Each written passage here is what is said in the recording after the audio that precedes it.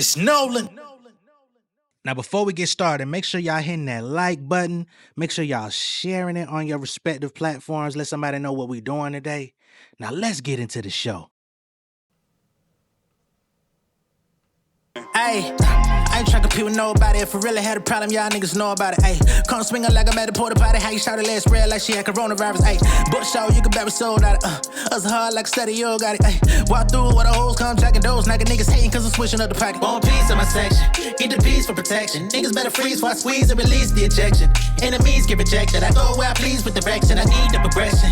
I done came from the rock in the hard place. Now that I done quit my job, can't parlay. Can't be hanging on the block with you all day. I got more to lose and more to prove. It's more than juice. I moved up, can't resort to tools. They got my face in the articles. And now these niggas saying that I sold out like prostitutes. So what constitutes a real nigga when the real niggas ain't real? I'm finna show love when I can't feel. If I lose with a game, niggas make squeal. We ain't never seen a meal like a reindeer. I need closure, I need coaching. I see the culture, it's full of vultures. It's no flies when you playing like DeRozan. I got power, but a nigga ain't Moses. I can't say with a evade my controlling. Street niggas launch here, how they folding.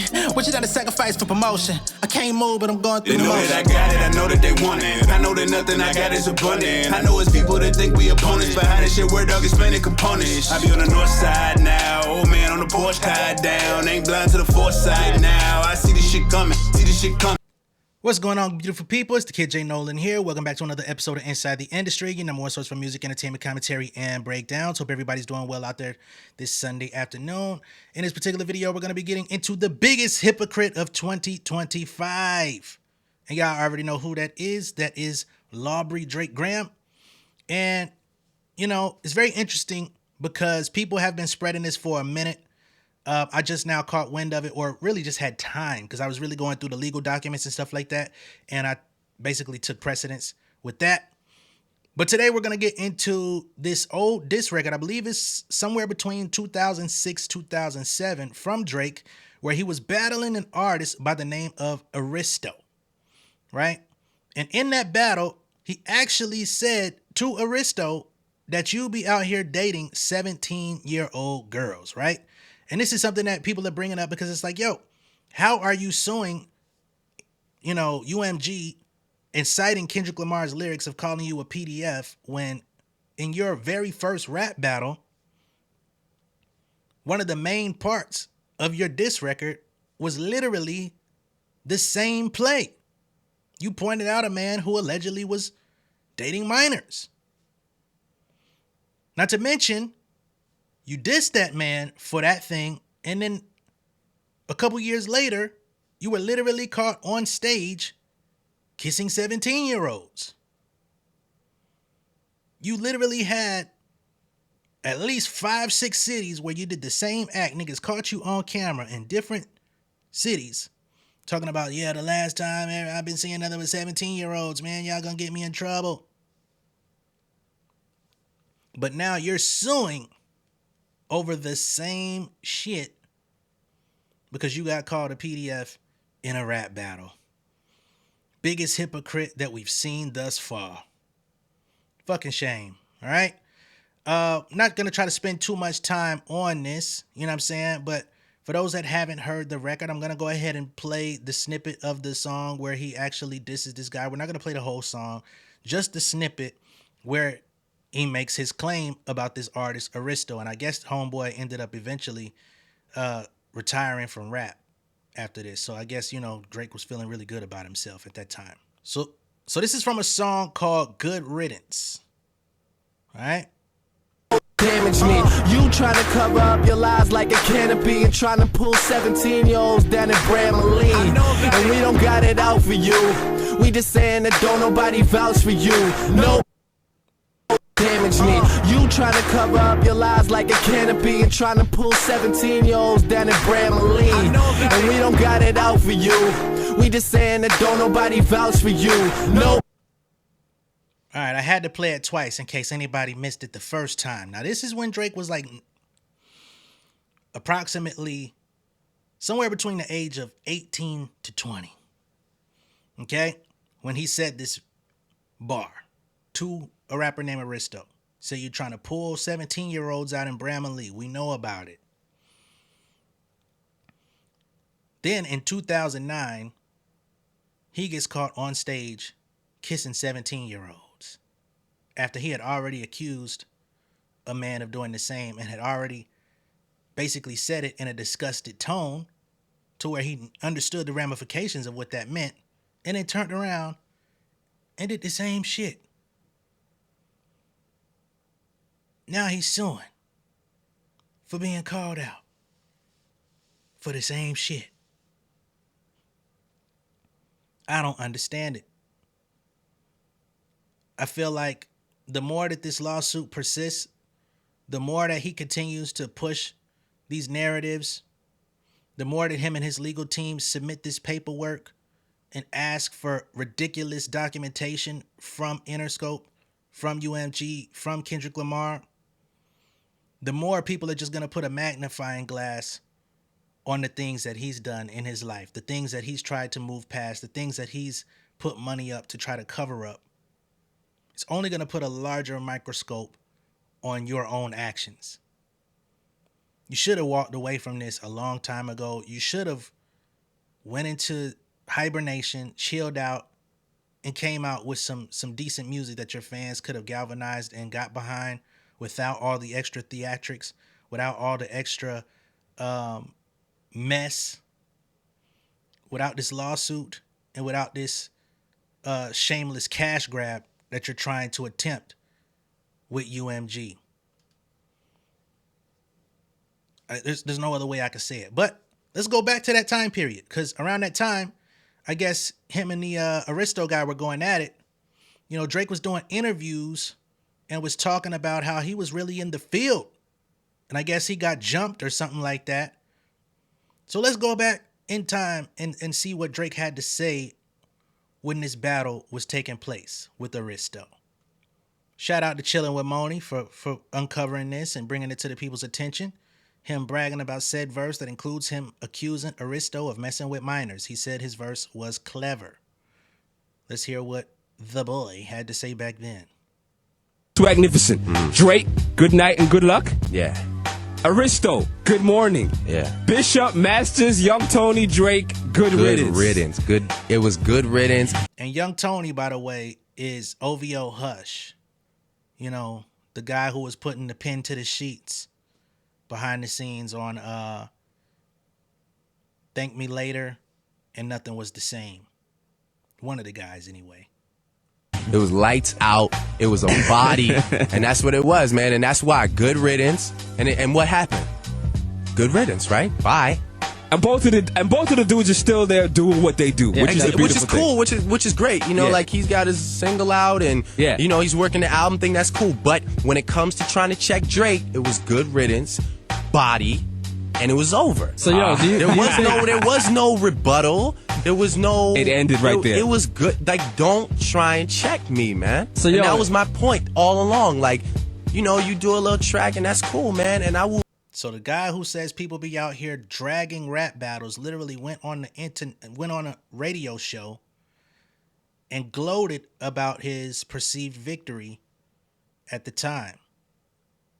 I will check you, and that's what happened. It was over. Do you think, see how you spoke on before about how you being an actor might have people question your credibility as a rapper, right? Yeah. So do you think that you getting into that beef kind of was your way of telling people like, yo, nah, you can't think of me that way? I think that was part of the reason that I definitely decided to do it, was like, I felt it couldn't hurt me.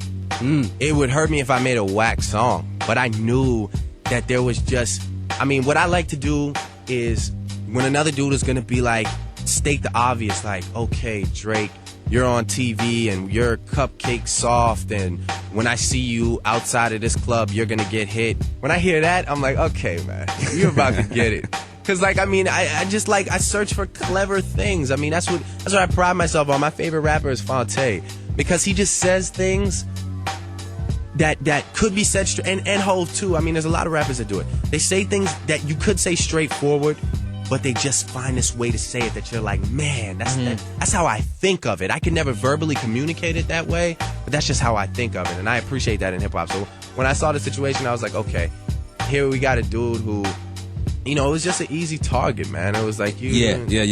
Which of these words best describes Drake when He said it was a dude that was an easy target. Funny how the shooting range switched positions. Drake is feeling conflict with someone. I'm gonna throw some words: impulsive, calculated, wary, or even just totally unenthusiastic. When I'm feeling tension When with you somebody, feel conflict with somebody and you're in a situation, what's the how do you feel when you're addressing that situation? I'm definitely I fell victim to the impulsive decision. Like just feeling the heat and ready to go.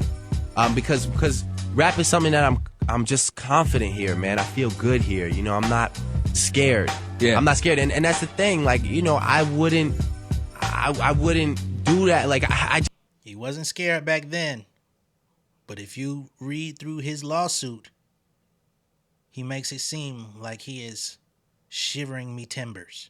All right. Multiple times. He makes multiple references to the alleged attack on his home, the alleged crazed fans who tried to claw their way under his fence.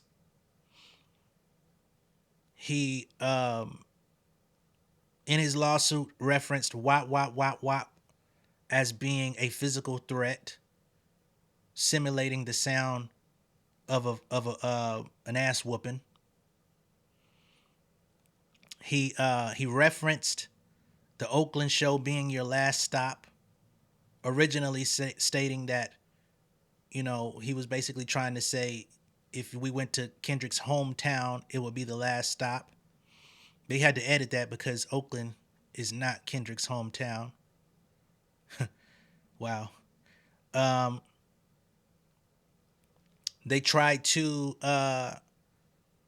make it seem like Kendrick was being anti-Semitic and antagonizing him for being Jewish, and was trying to get people to harass him for that in his lawsuit. Made it seem like he was fearful in multiple instances. What was the other one? Fuck around, get polished. Yeah. He referenced that in the lawsuit, once again, saying it was a verbal threat for physical violence. Yeah. But you more scared at 40 than you was at 18, 19? That's weird. it's just a place where I just urge you, like, don't push me, man. Especially, I'm not scared to go at anybody if that's where you want to go. I mean, and only if it's gonna be good, you know. Only if it's not quality. Like, if you put out some garbage track, I'm not gonna do. I'm doing too much. I'm a busy dude, you know. Like, I'm not Garbage Like the Heart Part 6. gonna go and take the time. But if it's somebody that I feel like it needs to get addressed, then definitely I'll do it. And it's calculated too. Okay, it's beautiful. But it's impulsive in the fact that maybe I'm eager to put the track out, but the things that I'm going to say are calculated. I'm going to do my research. I'm going to find out. So we talked about Toronto. So we all love Toronto. Yeah. How do you feel now? How do you feel the city has embraced you? Like, what's the feeling you get when you're out?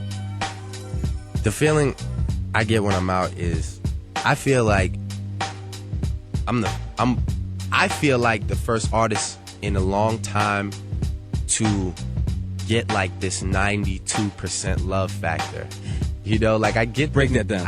Well, I mean, like I said, there's always going to be the people that you're not going to impress, whether it's like the overly fashion conscious, uber retro kids. Now that's a very interesting piece right there. He felt like he was getting a 92% love factor. I'm sure if we were to do a popularity score in 2024, 2025, his popularity score certainly wouldn't be a 92% love factor. Now here is another clip from around the same time. Shout out to Opinionated Truths for putting this one out, because this is further context into the Drake Aristo battle. And this is where he makes reference to getting into some sort of scuffle with some guys where he took an L. And this is not the New Ho King incident. This is another situation where he took an L. He admits it on the radio. You know, I felt like there was a shot taken at me in a song. Was that the Swagnificent you're referring to? Yeah, and I mean, I remember, like, you know, me and Aristo had a talk one time.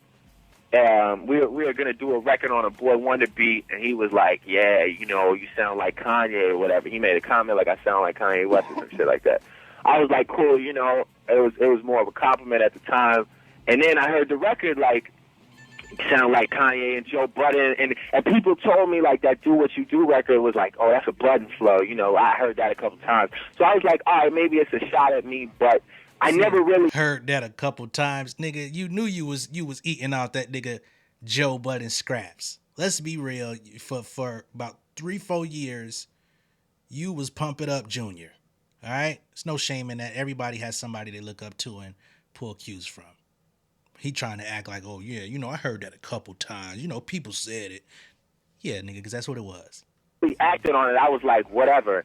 And then the other day, somebody brought something up to me about how those dudes were joking about how I took an L in Windsor. Like, let me explain this Windsor thing, too. Yeah, because a lot of people... Do that. The Windsor thing is something that none of these niggas were involved in or know about. You understand? They saw it, and I'm not going to lie, like, yo, I took an L straight. You know what I'm saying?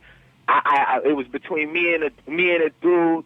It was over a girl that he was heartfelt over. Like, this nigga was sort of, you know, touchy or emotional over her. You talking about Aristo? No. Oh. But listen what I'm trying to show you. Those niggas are not involved. They never touched me once. Like, I didn't even know they were outside at the time. This is like some people from some niggas I went to school with, like, you know, years ago. Okay. And it's over some bullshit. Like, I just made a comment, like, it was basically a dude like, yo, when I see you, I'm going to do something. So I stepped to him, and I'm like, yo, I'm here, like, what? And it was a one-on-one at first, and then from the side, like, 3 of his niggas came and back, you know what I'm saying, jumped on me.